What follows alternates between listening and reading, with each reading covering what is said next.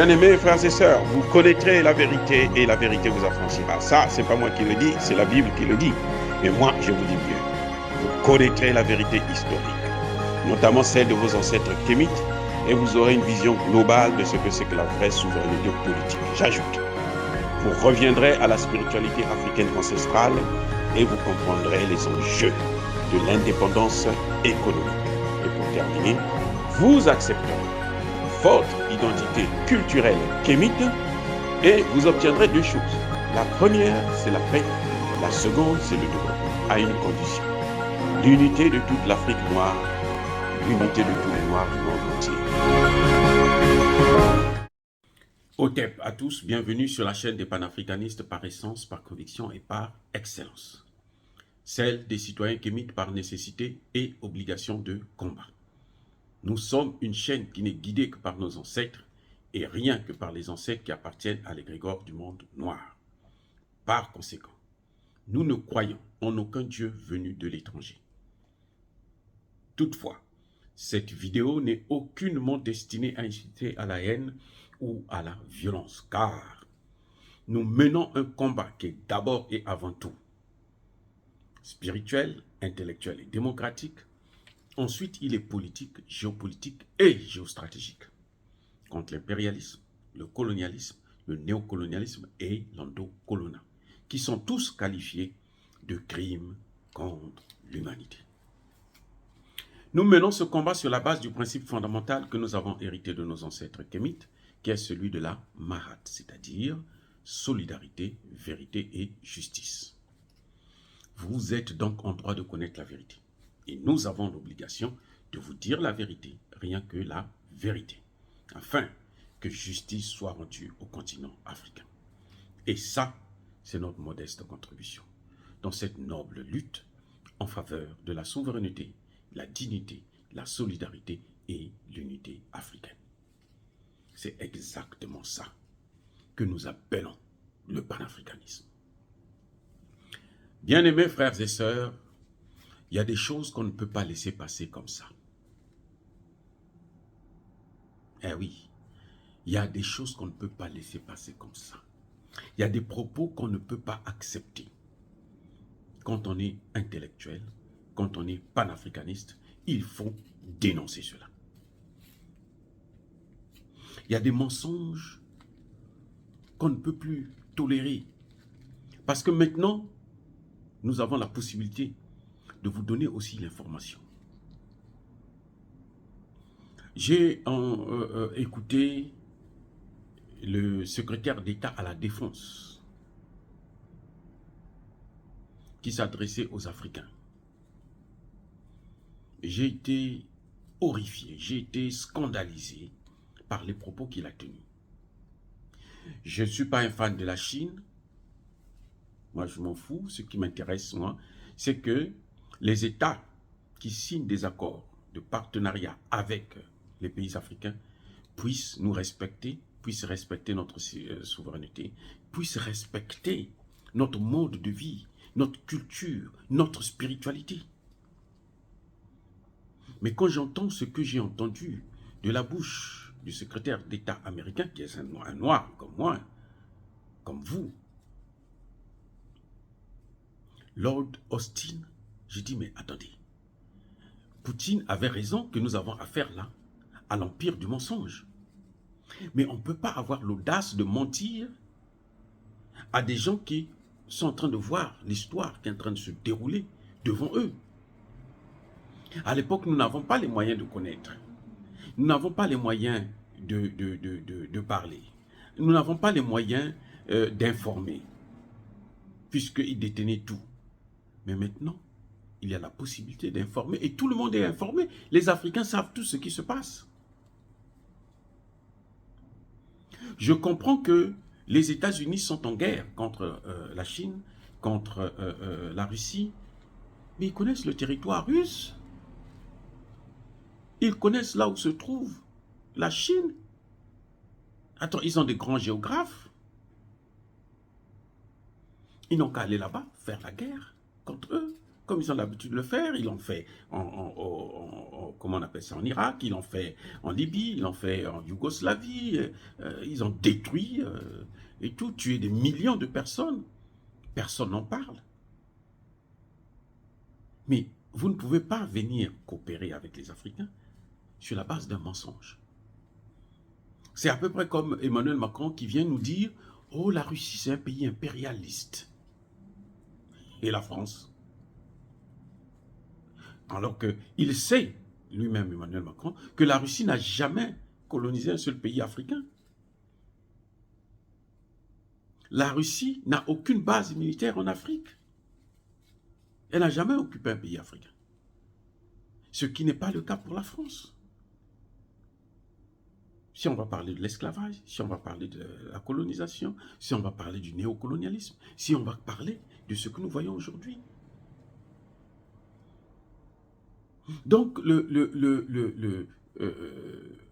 l'équivalent du ministre de la Défense américaine, ce noir, va dire que l'influence grandissante de la Chine en Afrique est une source d'instabilité. Et c'est grave. On dit ça à qui? À des illettrés. On nous prend pour des gens qui sont comme... Ouais, c'est ça qu'on appelle nègres de maison. On nous prend pour des gens qui ne sont pas allés à l'école, qui ne comprennent rien, qui sont bêtes. Non, c'est-à-dire qu'aujourd'hui, les leaders américains doivent comprendre une chose. L'Afrique, ce n'est pas les chefs d'État que l'on voit. Encore que, de plus en plus, on commence à voir 1, 2, 3, 4, bientôt 5, 6, 10 chefs d'État africains la nouvelle génération qui commence maintenant à faire bouger les lignes. Mais avant, on avait des chefs d'État wiwistes, des chefs d'État paillassants, des chevals de Troie, des endocollants. Donc s'ils continuent à voir l'Afrique à travers le miroir des chefs d'État africains qui sont là depuis 30 ans, 40 ans, 20 ans et autres qui n'ont jamais rien fait de bon ou qui sont complices des États-Unis pour envahir les pays africains, ils se trompent largement. Mais ils vont affronter cette jeunesse. À moins de commettre un génocide, mais ils vont l'affronter. Bon, ça ne dit rien puisqu'ils ne vont pas être jugés. Les États-Unis ont fait disparaître les Amérindiens. C'était au moins 100 millions de personnes. On les a tous éradiqués. On ne s'est jamais posé des questions. Donc nous faire croire, nous faire avaler l'idée selon laquelle l'influence grandissante de la Chine en Afrique est une source d'instabilité. Et cette instabilité est déjà même là. C'est comme si ce qui se passe dans le Sahel, dans le golfe de Guinée, c'est la Chine. Vous voyez comment les Américains peuvent transformer, c'est-à-dire que là où tout le monde voit le noir, eux, ils vont voir le blanc, ils vont voir le jaune. C'est incroyable. Mais c'est grave. Tout le monde sait que c'est les États-Unis de Barack Hussein Obama et la France de Nicolas Sarkozy qui ont mené une coalition pour aller détruire la Libye et prendre ces terroristes, les envoyer dans le Sahel et maintenant dans le golfe de Guinée pour justifier leur intervention, leur ingérence, leur occupation et leur pillage. C'est grave ce qui se passe. C'est pas moi, Emmanuel Macron, hein, vous savez très bien que ce n'est pas ma tasse de thé. Il a dit, nous avions eu tort de détruire la Libye, d'investir, de déstabiliser la Libye. Parce que c'est ça qui a créé autour de la Libye des États faillis en Afrique. Eh oui, Monsieur Austin, vous devrez le savoir. Arrêtez de ridiculiser, de vous ridiculiser comme ça, de montrer que l'homme noir ne vaut rien, même quand il est nègre de maison, il est pire. Il est pire que celui qui est en Afrique.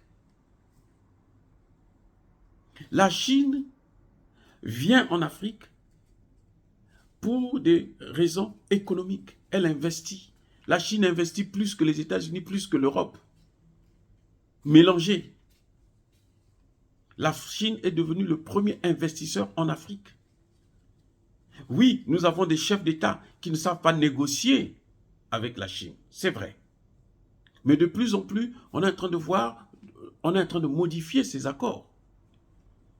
Mais la Chine n'est pas à l'origine de l'instabilité qu'il y a, le manque de paix qu'il y a aujourd'hui en Afrique. C'est comme s'il oubliait que les États-Unis ont plus de 850 bases militaires. Plus de 850 bases militaires à l'étranger. Qu'est-ce que ces bases militaires font? Mais c'est celui qui prépare la guerre, la paix, prépare la guerre.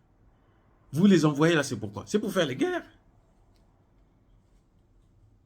Que font les États-Unis au Niger? Sinon, c'est pour exploiter les matières premières dans toute la zone. Par la force, le pillage.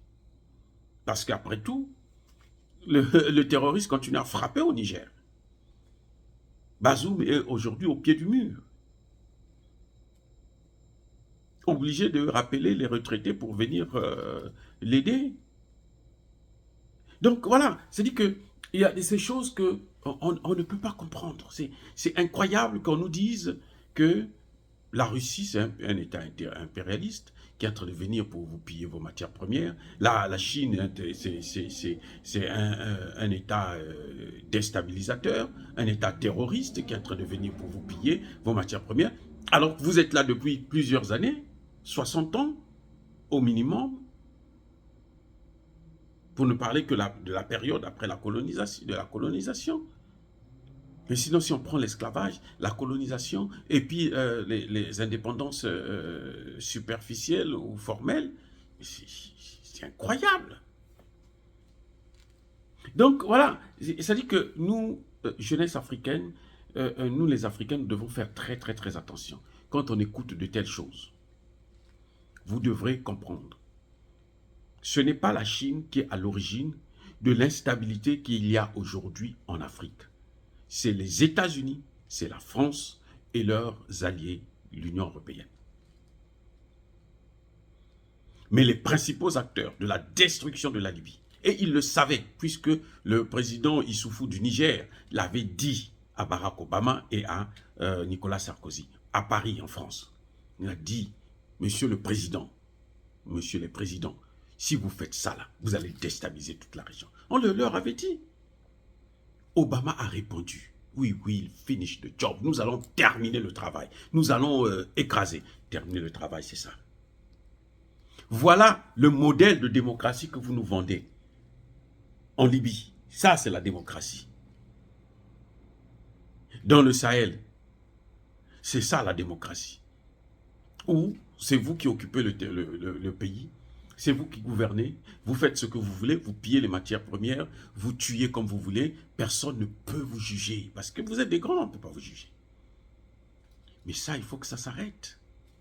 Parce que même le Dieu qui a créé l'homme ne va pas continuer à tolérer de telles choses. Croyez-moi. C'est-à-dire que vous pouvez tuer, massacrer les populations, ainsi de suite. Mais tôt ou tard, vous serez par terre à cause de ce comportement. L'Afrique n'a jamais détesté qui que ce soit. L'Afrique a reçu tout le monde. Mais tout le monde veut détruire l'Afrique. En dehors des Russes et puis un peu des Chinois qui viennent investir, qui viennent signer des accords plus ou moins gagnant-gagnant. Les Chinois, ils tombent sur des chefs d'État qui sont corrompus, ils en profitent. Mais s'il y a des chefs d'État sérieux, non, les Chinois vont faire le bon travail, correctement, sans problème. Par contre, avec les États-Unis, on négocie l'arme à la tempe. Oui, on a l'arme qui est là, qui s'est pointée là à votre oreille ou à votre cou, et on attend. Si on vous dit, faites ça, si vous ne signez pas, nous, on vous tue. C'est ce que subissent nos chefs d'État. C'est d'ailleurs l'une des raisons qui a fait que les chefs d'État viennent aux États-Unis quand, comment vous l'appelez, Joe Biden les invite. Ils viennent nombreux là parce qu'ils ont peur des représailles. C'est pas seulement parce que bon, ils aiment les États-Unis font un bon travail en Afrique. Non, tout le monde sait ce qui est en train de se passer. La jeunesse africaine sait, elle réagit, elle parle. Aujourd'hui, on le voit sur les réseaux sociaux. Mais certains, pour la plupart, ils viennent parce qu'ils veulent la paix. Ils se disent, non, celui-là, si on ne part pas, il va nous créer des problèmes inutiles. Donc, allons-y. Allons-y l'écouter. Le Dieu de la terre. Mais ça finira par s'arrêter. Aucun empire n'est éternel. Oh, bien-aimés frères et sœurs, je persiste et je signe. Soyez bénis, énormément, immensement bénis par le Dieu des Kémites. Et que tous ceux qui persécutent le continent africain, tous ceux qui le déstabilisent, tous ceux qui pillent nos matières premières, tous ceux qui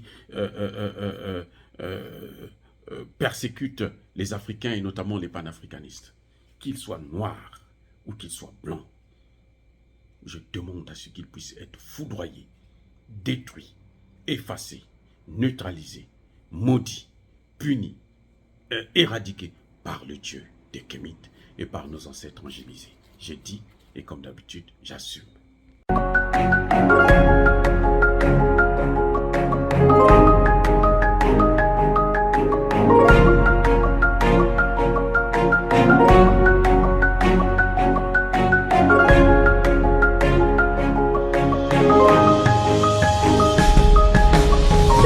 Eux, ils marchent par la foi et non par la vue. Mais moi, je vous conseille vivement de marcher par la connaissance scientifique et historique, notamment celle de nos ancêtres kémites, par les 5 sens et par l'intelligence. Abou Abia.